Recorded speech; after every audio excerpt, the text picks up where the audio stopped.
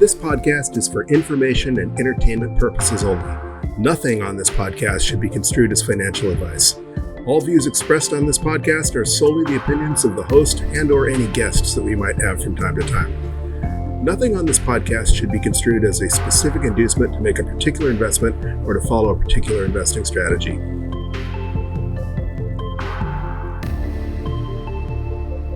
Hello, you sexy sat stackers, and welcome to the latest episode of the Bitcoin Bulletin podcast. I am Chris, and today is Wednesday, April 19th, 2023, which means, of course, it is DCA Wednesday. Are you ready to grow that sat stacker? It is a glorious afternoon here on Florida's Space Coast. It is sunny. It is only about 80 degrees, so it cooled off a little bit in the last couple days. It has been a long, hot week. This Wednesday is the longest week I've experienced in a while, but I've accomplished quite a bit, so I'm feeling pretty good. This is one of the first noise-free days I've had to record. I don't care how soundproof the studio is. We had the Space Coast, the Cocoa Beach Air Show this weekend, and, the Thunderbirds and everybody started arriving a couple days beforehand. So pretty much last DCA Wednesday, the Thunderbirds showed up. And then two F-18s from the Navy, like FA-18 Growler team or whatever. A couple of A-10 Warthogs, Thunderbolts, a B-52 bomber, all kinds of weapons of mass destruction, right? All kinds of fiat backing tools, all kinds of things that they say give the US dollar its value. But one thing they all have in common is they're really loud. So, they fly around to get people's attention on like Wednesday and Thursday. And then Friday, basically there's an entire air show. They do a complete dress rehearsal. And then, of course, the air show Saturday and Sunday. And then most of the airplanes leave on Monday. Some of them lift on Tuesday. I don't know if they just took an extra day to enjoy being here at the beach before heading back to parts unknown, or whether there were mechanical problems that kept them from leaving on time. Whichever, we basically had 1 week of really, really noisy activity going on. So it's nice to have a nice, quiet, beautiful sunny day with just a gentle breeze as opposed to that roaring breeze that was banging oak trees into my studio roof and walls the last 2 episodes in a row. But that blowing, banging breeze brought in about 10-degree cooler weather, so life is good. All right, I digress. Before we really get into things, and there's a lot to discuss this week. It's really, it's kind of one of those, the more things change, the more things stay the same things. But there's some interesting developments to talk about. But first, a look at the vital statistics. At the time of this recording, we are sitting at a Bitcoin block height of 786,136. And Bitcoin is ringing in at a US dollar value of 29,250 or 3,419 sats per dollar. That's a couple $100 less than it was last DCA Wednesday, which is good because we'll get to stack more sats. The media, one of the things we're going to get into is the media trying to paint Bitcoin as crashing again, because Bitcoin broke 30,000 and, higher. Tone Vase was on a couple of podcasts, including the Cafe Bitcoin a couple of days ago, talking about how his model said it was going to go up to 34,000 and then be a retracement. And I've called $30,000 one of Bitcoin's magic numbers on multiple episodes.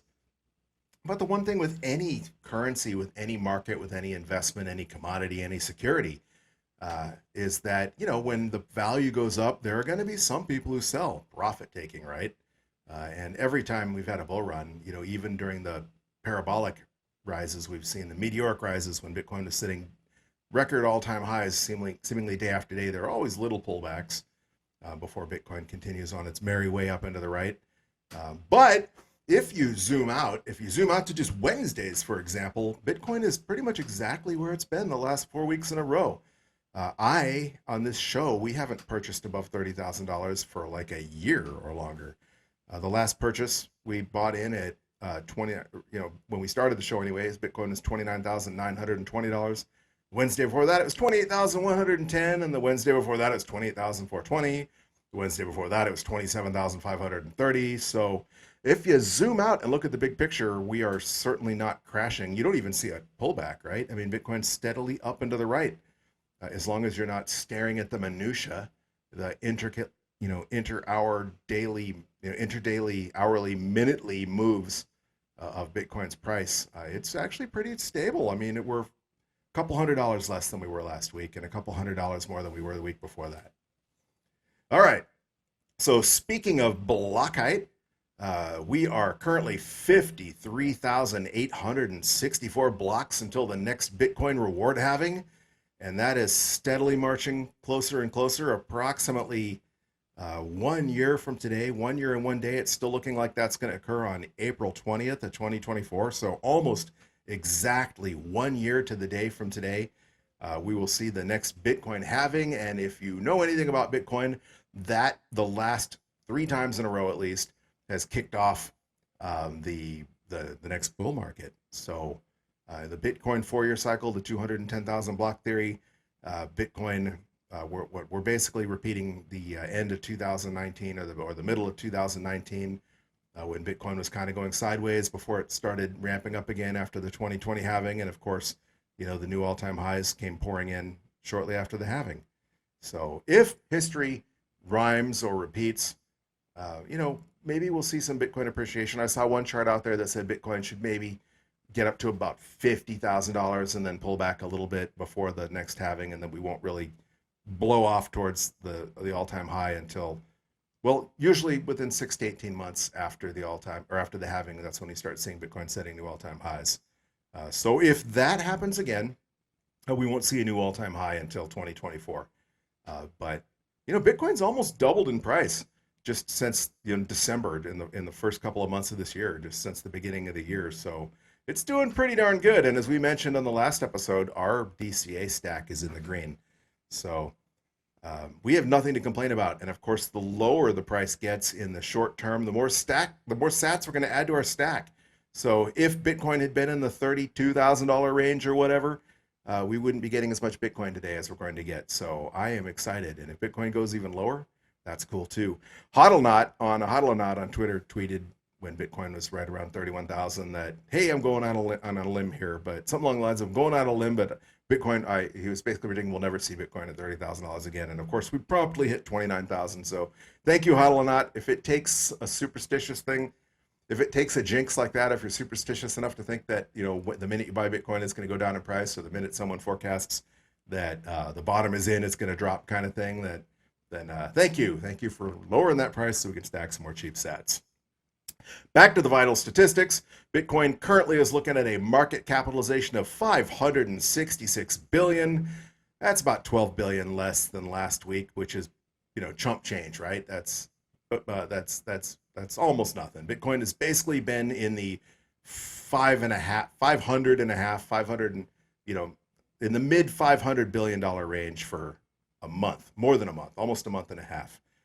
So Bitcoin, despite what you might have heard in the media, it's really stable. I'm going to get into this again later, but I said on multiple episodes that normies like magic numbers. They like round numbers, and that $30,000 was the next magic number for Bitcoin. And that when we saw Bitcoin blast through $30,000, the media would start taking notice again. And they did, right? Everybody was amazed. Bitcoin is above $30,000. And now, of course, that magic number holds true as well.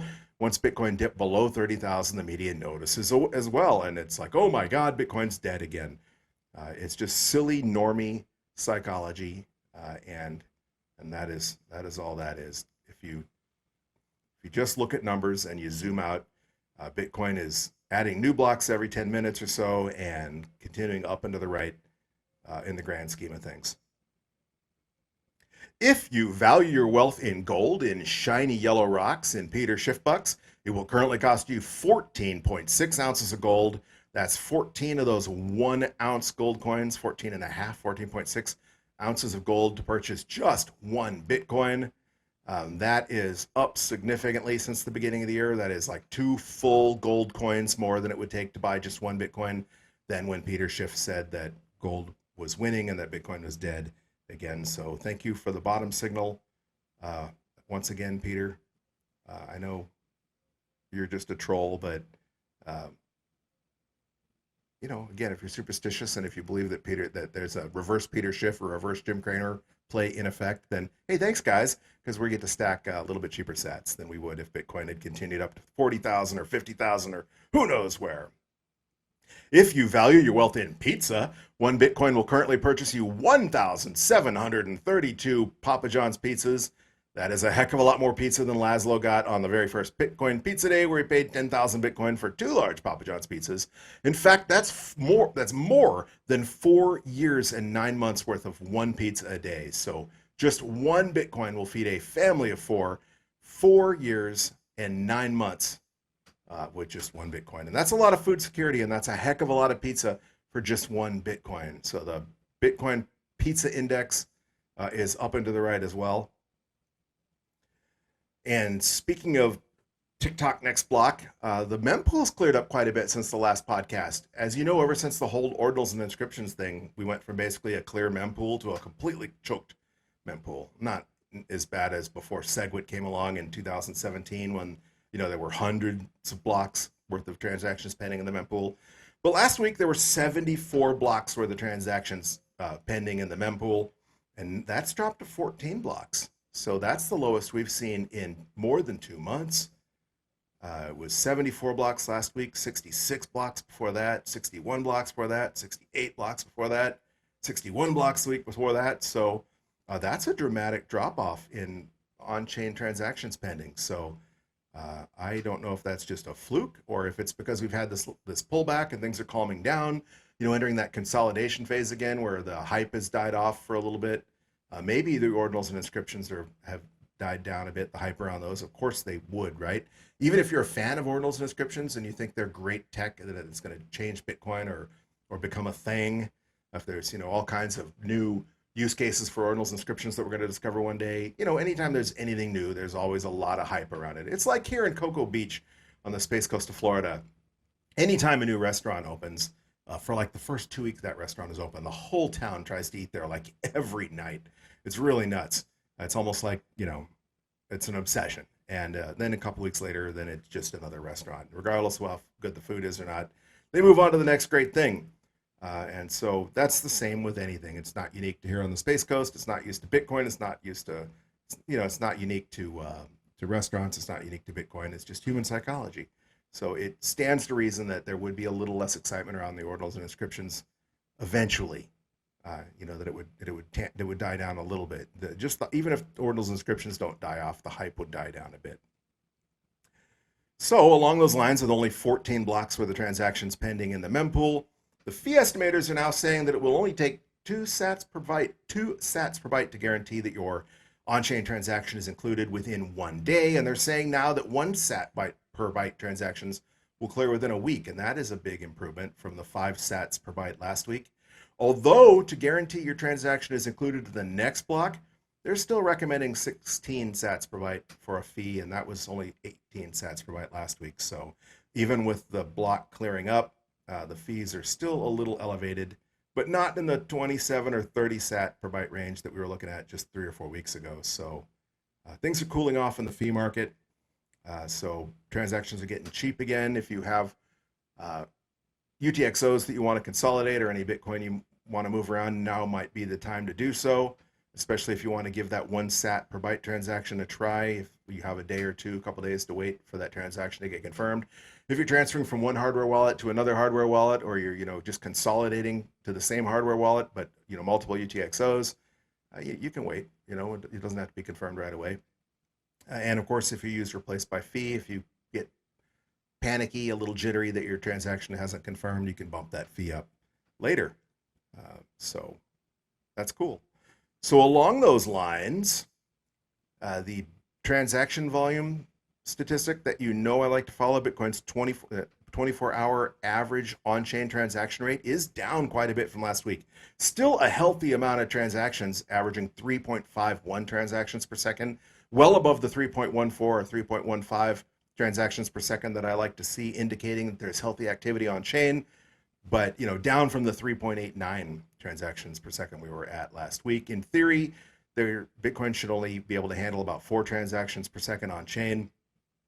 We've seen it come in a little higher than that because sometimes blocks are coming in faster than they're supposed to as well.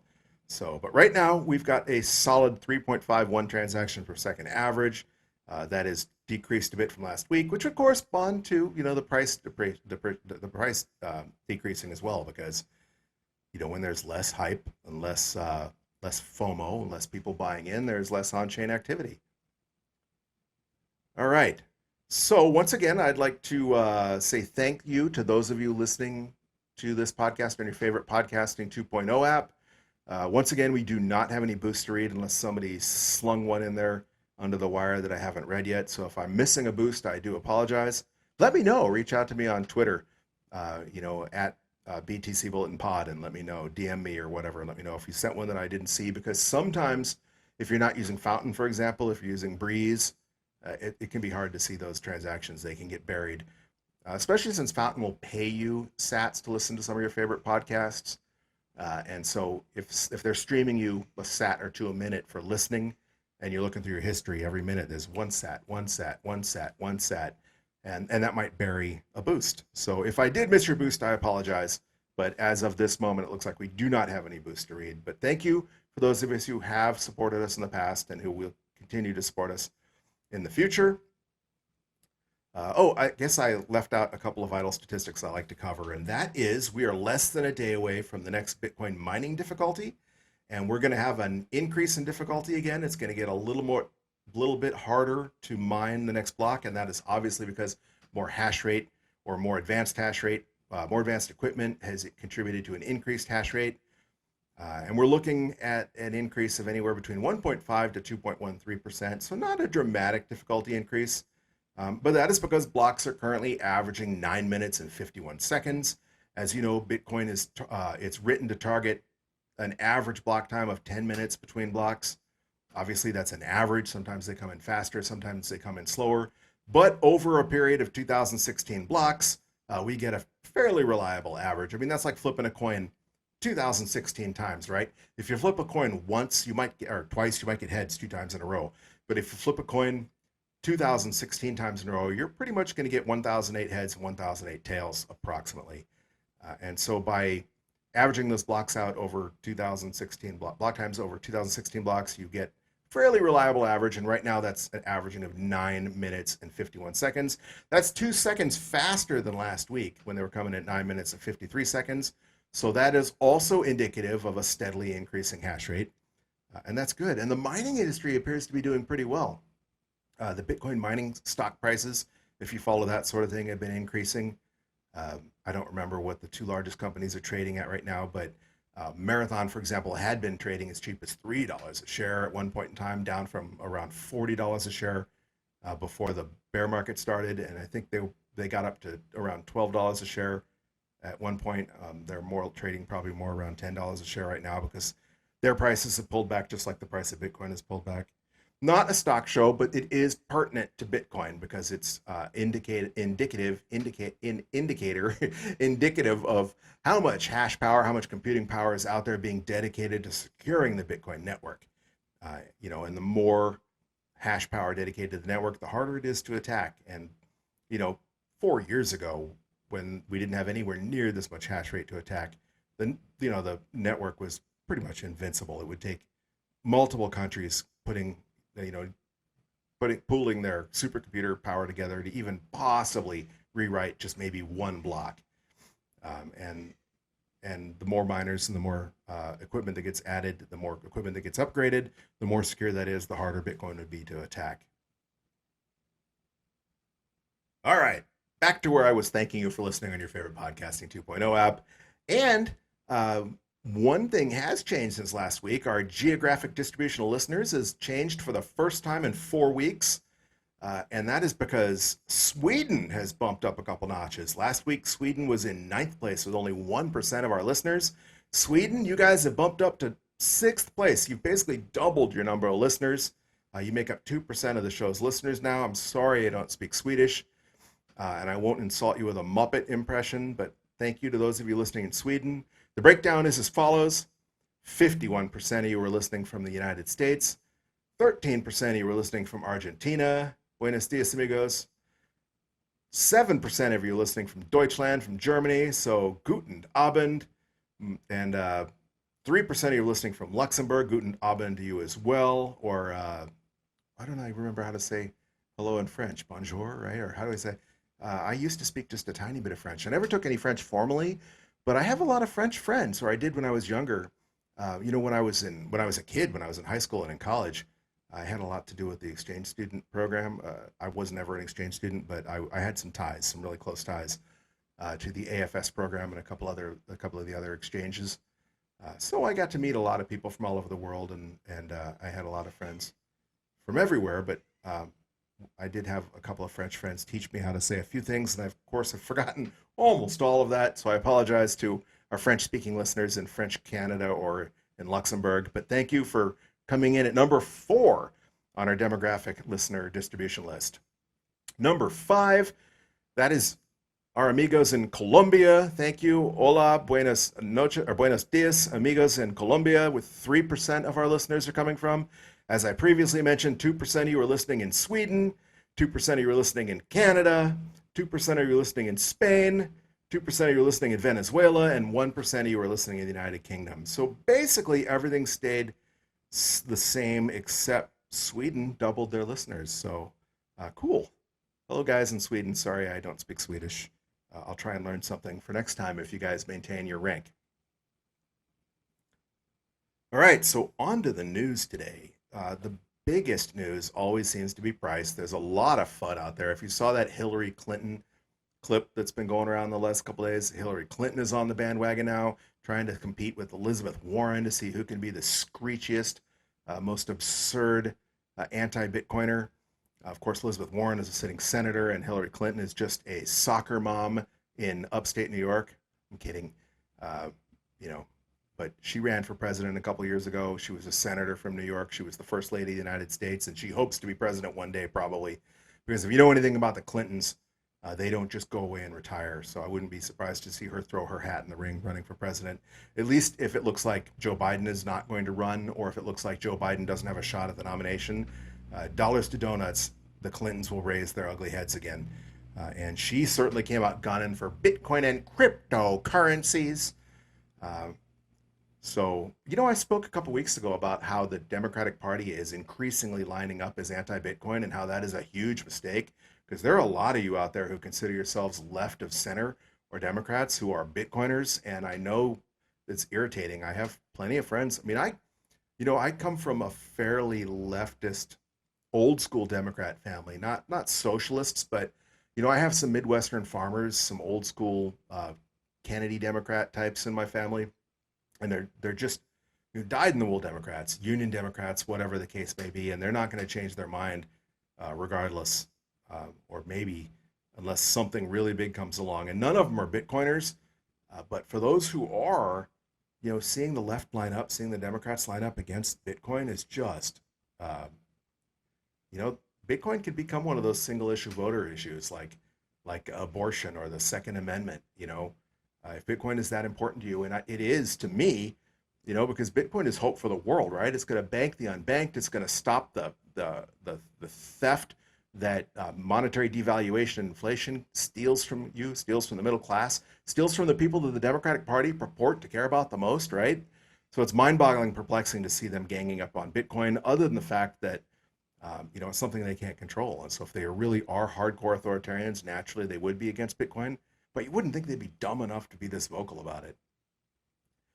Anyway, the anti-Bitcoin FUD out there is as strong as ever, whether it's the New York Times BS piece we spoke about last week with them trying to do a hit piece on Bitcoin mining and the environment, and that looks like that's backfired. At bare minimum, for the normies, it's just a nothing burger. I don't think it got any traction. I don't think anyone cares. But amongst the Bitcoin community, it has turned into a meme. The stop the presses or change the paper hashtags. There's a lot of funny stuff out there because, if they want to call Bitcoin antiquated, outdated tech, they've been printing newspapers on murdered trees for 200 years. And if you know anything about making paper, if you've ever driven by or lived near a pulp mill, they are some of the most disgusting. And it's not just the fact that there's a lot of chemicals and a lot of pollution and effluent involved in producing paper, and a lot of greenhouse gas emissions, electricity wasted producing paper. They stink. I mean, if you start, I used to drive by one in northern Arizona frequently, and you got within 20 miles of Snowflake, Arizona, and you could just smell the stink, and you had to make sure your outside air was turned off. And it was just nasty till you were 20 miles past Snowflake on the other side. Paper mills are just disgusting things. And nobody reads the paper anymore. Probably Joe Biden and a few boomers are the only people out there sitting down in the morning actually reading a physical paper. I mean, papers, not only is just nobody reading them, I mean, they're outdated. It's yesterday's news. They printed the thing last night. By the time it gets thrown onto your doorstep and you'd pick it up and bring it inside, the world is a different place. So if you want to talk antiquated tech, New York Times, you are the antiquated tech. It's really, really funny to see them try and put the shoe on the other foot and make it seem like Bitcoin is antiquated, wasteful tech, when they're one of the most polluting industries in the world. Their pollution, it's not just not just their carbon footprint. They're polluting the water, they're polluting the air, they're chopping down trees, right? So if you want to sequester carbon, the biggest carbon sequestering technology on the planet are trees. Plants, they breathe carbon dioxide and they exhale oxygen. And I know the people out there that are trying to defend the New York Times, like, well, they're planting the trees and they're replacing them. But come on, it takes 15 or 20 years for those trees to grow back. You can't tell me that a sapling that they planted is going to soak up as much carbon dioxide as a 20-year-old, 50, 100-foot tall tree. So I think the New York Times hit piece has basically gone away as far as the average normie is concerned. It's a nothing burger. Most of them probably didn't even hear about it. But in the Bitcoin communities on crypto and Bitcoin Twitter, people are mocking the New York Times, and that's just fun to see. But as I mentioned, the magic number of Bitcoin falling below 30,000 has the mainstream media calling for the end of Bitcoin again, as is representative of this headline in Business Insider just an hour ago or so. Panic in crypto land, Bitcoin dives, Ether sinks, altcoins crumble. 4 experts on the path ahead. Bitcoin dipped below $30,000 on Wednesday as the wider crypto market experienced a downturn. So, pay no attention to the fact that Bitcoin was $15,000 a coin in December and that we are currently double, 200% return in 4 months. But, it's down a couple $100. So, oh my God, the sky is falling. Bitcoin's dead again, right? CNBC ran this headline a couple hours ago. Bitcoin and Ether fall as investors weigh persistent inflation and rising interest rates. That is a completely moronic headline because inflation and rising rates are things that are hurting the common person, things that are hurting the economy, things that are devaluing, decreasing the purchasing power of your dollars, things that Bitcoin was designed to fix. So, in the short term, when you're really comfortable, if you're in a country like the United States or in Europe where you've got a solid, quote unquote, solid fiat to rely on for the meantime, solid compared to the Argentine peso or the Bolivar, you have a harder time seeing this than people that are in countries where they were experiencing, 100% inflation, runaway hyperinflation. But in the long term, when all fiat currencies trend to zero, all fiat currencies have always trended towards collapse in the history of fiat currency. In the long term, Bitcoin is the sort of thing that people will rush into. Bitcoin is designed to protect you from exactly that. So inflation and rising interest rates are not the cause of Bitcoin pulling back. Obviously, people taking profits. It's a natural response. Every time Bitcoin has a big run up, there's always a little bit of a pullback, even if we're only beginning the bull run. After the halving, when we go blast off to 100,000, 200,000, who knows where, there will be retracements. Bitcoin might blast up to 150 and then pull back to 120 and then blast up to 200. Who knows? I don't have a crystal ball, but what I can tell you is there will be pullbacks, and it doesn't mean the bull run's going to be over, and it doesn't mean Bitcoin is dead again. This amusing headline in Coin Journal: Interactive Brokers chairman on Bitcoin. It's worth nothing, but I own some. Apparently, Thomas Peterfy, the CEO, the chairman of Interactive Brokers, has been quoted as saying, as far as I'm concerned, it's worth nothing. But I own some, even though I believe it's worth nothing, because other people believe it's worth something. Yeah, that's what a money is, right? The US dollar has absolutely no value. It's maybe a penny's worth of copper in a penny, or a penny's worth of paper or cloth in a US dollar. And it only has the value that people believe it has. Gold is only worth something because people believe it's worth something. There's no inherent intrinsic value to gold. You can make jewelry out of it, sure. You can make electronics out of it, sure, but that doesn't have an inherent fixed dollar price. It's only worth what people believe it's worth. It's quote unquote inherent value in jewelry is only because people think it's pretty. Gold as a collectible, as a shiny, neat object that people made jewelry and crowns and decorated their, you know, doilies and daubles and baubles with, only had value because people thought that's shiny. I think it's valuable. There's nothing. There's no law of physics or law of nature. This is gold is value. People gave it value. People saw this shiny rock laying in the sand and go, "Ooh, cool! I want that," and they believed it was worth something. So that's just a ludicrous quote. It's worth nothing, but people think it's worth something. So therefore, it's worth something. Yeah, it is. And obviously, he says he owns Bitcoin, so he gets it, even though he doesn't get it. Maybe he's a boomer and he's just having a hard time grokking the concept. He's just so used to waking up in the morning and reading his New York Times in in the world being the way it is, that he just doesn't know how to think outside the box. A lot of people, when they're really comfortable, they take things for granted. I like to say there's no vegetarians in an apocalypse, kind of like the phrase "there's no atheists in a foxhole." You don't really uh, you take things for granted when you're comfortable. So when you live in a society where you can go to the Whole Foods and buy your tofu and your hummus, or your your soy burger, uh, you can feel comfortable doing that, and you can virtue signal and say, "I'm saving the world because I'm not eating cows." But if you're living, if there's a dust bowl, or you're living in a third world country, or if you're living, or if there's an EMP attack and and society collapses, you're going to eat whatever you can eat. When people are starving, they don't worry about whether Bambi's, got big doe eyes. They say, "They look, that's venison running around, and I'm going to eat it." But I digress. Another headline on CNBC I was going to talk about: legislation or lawsuits. The spot Bitcoin ETF debate forges ahead. I don't care about ETFs, guys. Maybe if there were a spot Bitcoin ETF in the United States, and that's the only place we're talking about, there are spot ETFs already in the world. Maybe a new ETF would soak up some Bitcoin, and it means that the price of Bitcoin might go up a little bit temporarily. But we don't want Wall Street controlling Bitcoin, right?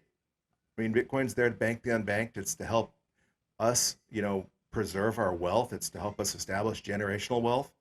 And the less Bitcoin owned by banks and hedge funds and exchange traded funds, the better. So who cares whether we get a spot Bitcoin ETF in the United States? And that's pretty U.S. centric to even give a rat's ass about not having a Bitcoin ETF in the United States, because wow, I don't know if you heard that or not, but somebody decided they want to show off on their new motorcycle or whatever. I'm about, I don't know, a couple blocks away from Highway A1A here in Florida. So you can't normally hear the traffic. So that was definitely somebody that really wants you to look at them and see how important they are, that they can make that much noise. Not dissing motorcycles. This could be a lot of fun to ride a bike, but the people that make noise on purpose, they sit in a motorcycle and go, vroom, vroom, vroom, look at me, look at me, look at me, look at me, look at me, like that South Park episode. That was loud, and it was unnecessarily loud. You normally can't hear cars from where I'm at, even outside the studio. So I apologize for that schmuck if you heard that. All right. So where was I? We don't need an ETF, and even if we don't get an ETF in the United States, that's U.S. loss. There's nothing preventing, a third of the world's population in India or China one day from having an ETF or buying Bitcoin, right? There's almost as many people in Nigeria as there are in the United States. The United States only has 300 something, less than 400 million people, and there's billions of people on the planet. So it's pretty arrogant to assume that Bitcoin is can't go anywhere unless the United States approves an exchange traded fund holding Bitcoin. On the interesting positive news, I just got done saying how Democrats are lining up against Bitcoin. Well, one Democrat is not. And that Democrat is Robert F. Kennedy Jr., the son of assassinated Attorney General and Senator Robert F. Kennedy. And he is a staunch supporter of Bitcoin. And as of today, he's officially launched his bid for president. That's really cool to have a Bitcoiner in the Democratic Party running. Now, a lot of people think he has zero chance of winning because he's anti-establishment at this point in time. And that's, man, pop the popcorn, because the media, they like to wax poetic about Camelot, right? Remember John and Jackie and Robert and the Kennedy dynasty, and they were worshiping JFK Jr. before he was killed in that tragic airplane crash. He was going to be president one day, and they probably would be worshiping RFK Jr. as well, except for he's been outspoken on a number of issues for a long time. He's definitely a Kennedy Democrat one way or another, right? Even if he believes something different than his dad and his uncle believed, he's still a Kennedy Democrat by default, but he appears to be an old school Democrat. When you listen to him, he appears to be more of a libertarian. Anyway, he's running for president, and the media is savaging him. I saw a tweet from Adam Meister, TechWald, earlier today saying the media was going to ignore him, and I think wrong. The media is going to crucify him, because the worst thing that the mainstream media can have is a Democrat that's not a leftist, a centrist, someone who doesn't toe the party line. But nonetheless, RFK officially launched his bid. RFK Jr. officially launched his bid for the presidential nomination, and the headline is already dismissive. The headline is, quote, Robert F. Kennedy Jr. launches unlikely presidential bid backed by 14% of Biden vote. Wow. Not RFK launches bid. RFK launches a bid. He's an outsider. It won't happen, and he only gets 14% of Biden's vote.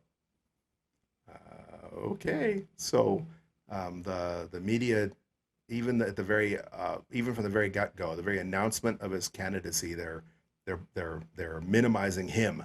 They're marginalizing him. It's not RFK Jr., the son of RFK, the nephew of John F. Kennedy, a historic political dynasty in the United States, is running for president. No, it's unlikely presidential challenger, RFK Jr., who is backed by 14% of Biden voters, is running for president. 14% of Biden voters is a big deal if it peels voters away from Biden and hands them to and lets a Republican challenger win with 14% fewer votes. But it's obviously 14% is not enough to win a nomination or even to win or to win the presidency. So they're trivializing RFK Jr. However, I'm excited about his presidency, and more importantly, I'm excited because he sees like we do. He thinks like we do when it comes to the promise of Bitcoin. At least he says he does. He put this tweet out on April 10th, so it was already out last week. I might have talked about it. I don't think I did. It's a fairly lengthy tweet, but I'm going to read it all because it's all about Bitcoin, basically. And RFK tweeted this. Robert F. Kennedy Jr. tweeted this on April 10th. The claim that FedNow is not the first step towards a CBDC would be more easily digestible were we not aware of the Biden administration's steady barrage of hostile broadsides against cryptocurrencies. Between 2008 to 22, the Fed partnered with a handful of big banks to print 10 trillion, 10 centuries of wealth in 15 years. A bonanza for banksters. Cryptocurrencies like Bitcoin give the public an escape route from the splatter zone when this bubble invariably bursts. So the White House is colluding with the banksters to keep us all trapped in the bubble of profiteering and control. In his February 8th post on Pirate Wire's Nick Carter, so RFK Jr. is quoting Nick Carter, Nick Carter describes how the White House has organized bankers to participate in a sophisticated, widespread crackdown to destroy the crypto industry. Carter describes 15 incidents where President Biden has weaponized the FDIC, the OCC, and the DOJ to force crypto-friendly banks to close their doors to crypto firms since December 3rd. The recent crackdown on crypto blocks exit ramps, removes alternative rails, and strengthens government control over both the financial and political systems. We should be wary since CBDCs are the ultimate mechanisms for social surveillance and control. As Balaji says, the distinction between FedNow and a CBDC is important from a technical standpoint, but not from a civil liberties standpoint.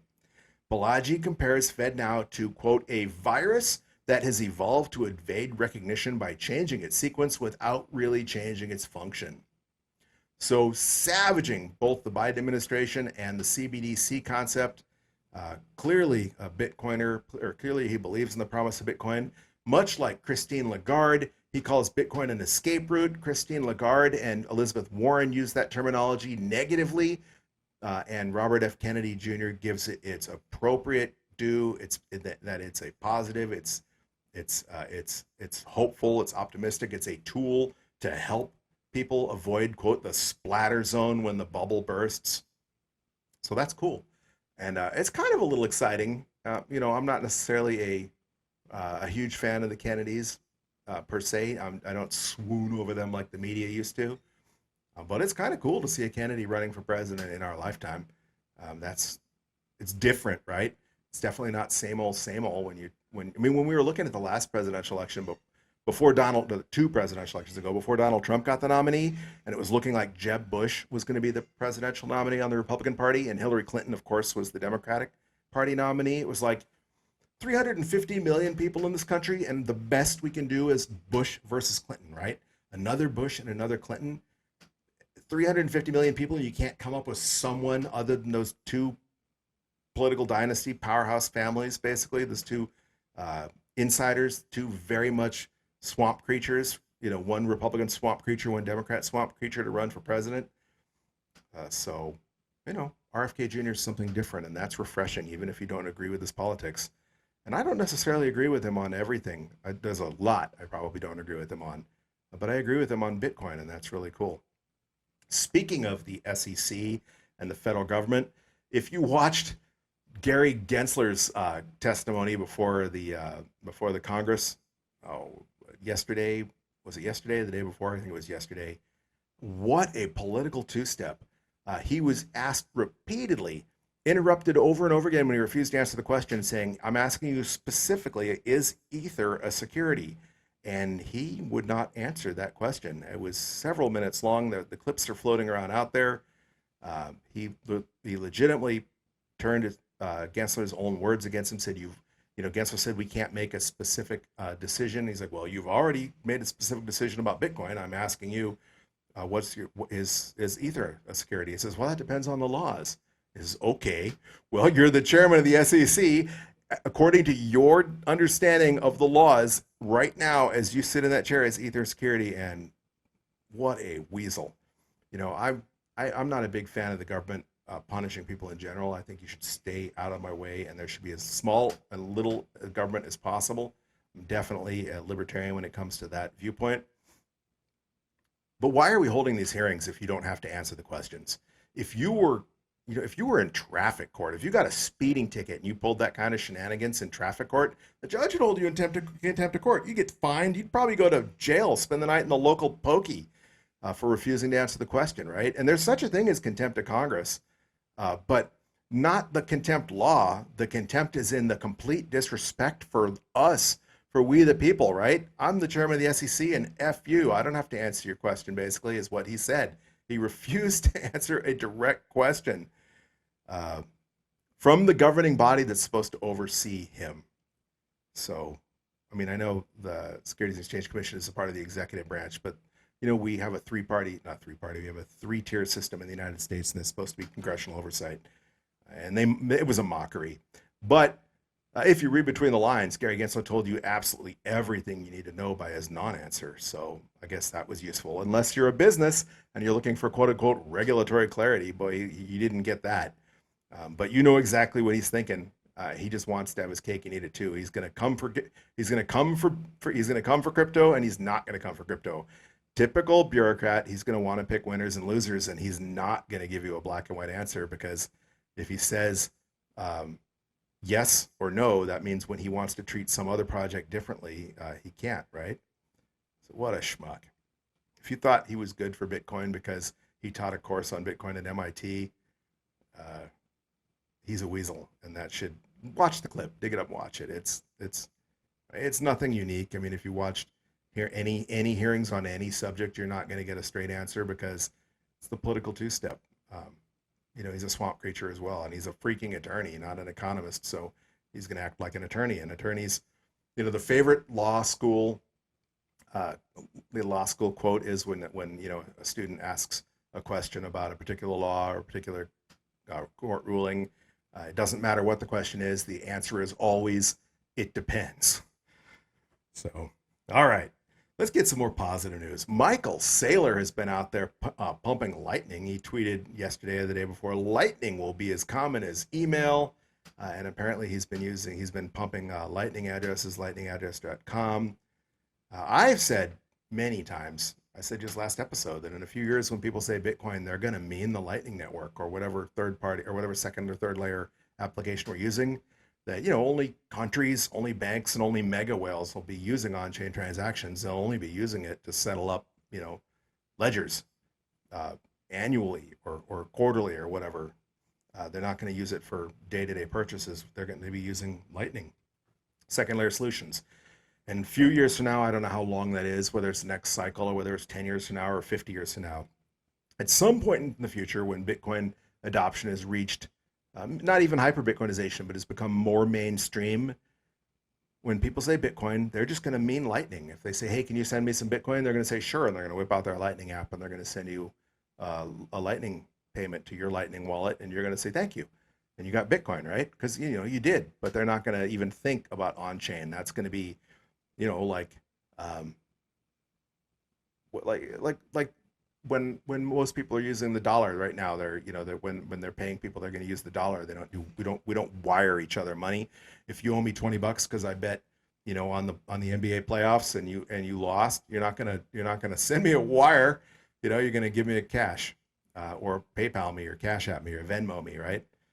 So Bitcoin is going to be the foundation, the layer, but it's going to be only used for settling or reconciling huge sums of money. All right, I guess I've already covered this a little bit, but there was an interesting article about the pulp and paper industry-based pollutants. We've already discussed this, but Stephen Lubka, you know, he's been railing on the New York Times from that hit piece on Bitcoin mining, and I've already covered that, so we don't really need to get into just how polluting and awful the pulp and paper industry is. But I'm going to quote a little bit here. This is from Science Direct, pulp paper industry-based pollutants. The pulp and paper industry, in contrast to other manufacturing industries, consumes a large amount of energy. Like Bitcoin, right? Consumes a large amount of energy. So, hello, pot. If you're gonna accuse Bitcoin of wasting energy, they're actually consuming far more energy than the Bitcoin network consumes, and emits pollutants along with greenhouse gases. So not just CO2, not just carbon footprint, they're flat out polluting the water, polluting the air. The waste generated from pulp and paper industry causes severe harm to aquatic life, disturbs the food chain. It disturbs the natural food chain, but it also leaches into your food, you know, gets in the water, it gets in the soil, disturbs the food chain, also carries various health implications. In this review, we have highlighted some of the primary pollutants released from the industry and their health hazards. Strict action and implementation of the regulatory model is required in this industrial sector for environmental compliance. Blah, blah, blah. The environmental pollution caused by the pollutants poses a threat to aquatic life as well as to plants and human beings. The effects of the pollutants on the environment has been assessed many times, but their mitigation still has significant challenges, meaning you can't solve for them. Like, you know, Bitcoin mining, you can mine with hydropower, you can mine with wind power, but when it comes to mining paper, you can't make paper without effing up the environment. There's just no way around it. And that's what this scientific paper gets into. Anyway, long and the short of it is, Bitcoin may use electricity, but the New York Times uses at least as much electricity, and they're cutting down millions of trees to make paper, to print their antiquated technology newspaper, and they're polluting the soil, they're polluting the air, they're polluting the water in doing so. So you're a hypocrite, New York Times. Obviously, they're just doing the bidding of their political masters because, man, the media is just, they're anti-Bitcoin because the American media is just, they're cheerleading totalitarianism. You know, with this whole leak documents, Pentagon leaks thing, was not Discord, the gamer that leaked all the documents about the Ukraine war, etc. He was turned in by the media.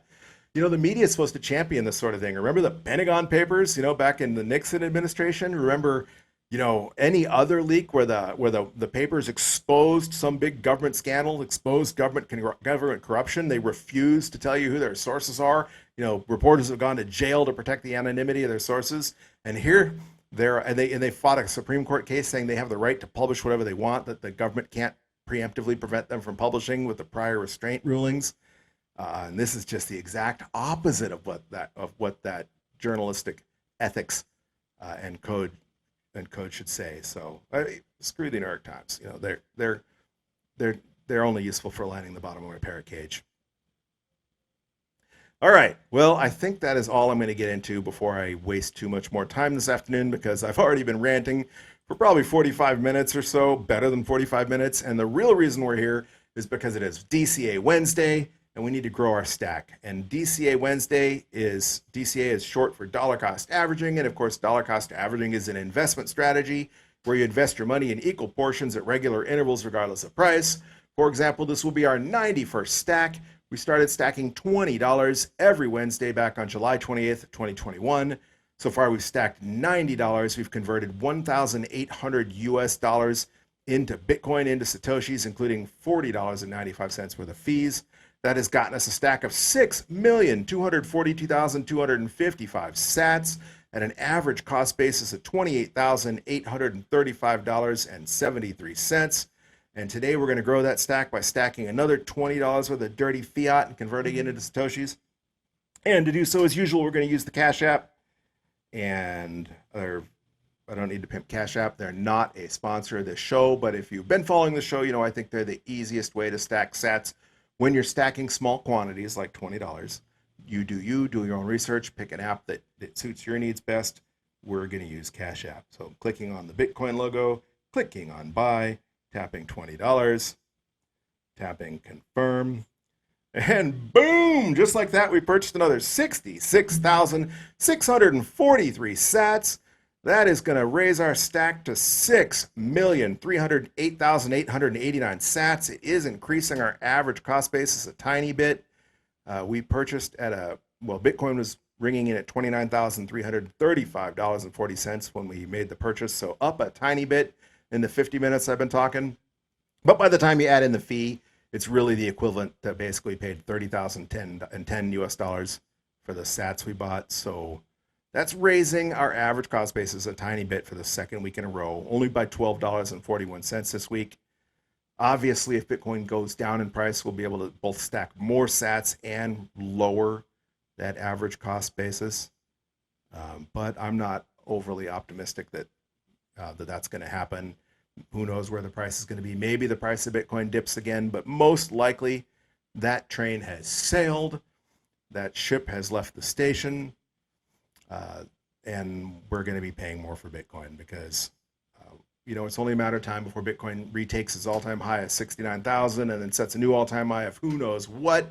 And even after it goes to the parabola to the top, it sets its ultimate new all-time high for this cycle and has maybe a 75 or 80% retracement again, it'll still probably not fall back to, anywhere near 30,000. For example, if Bitcoin goes all the way up to $200,000 this next bull run and then drops by 80%, that would be dropping by $160,000. So it would drop back to 40. So we'd still be buying, for $10,000 cheaper now per coin than we would then. So I think we're fortunate to have stacked as much as we did at the prices we did.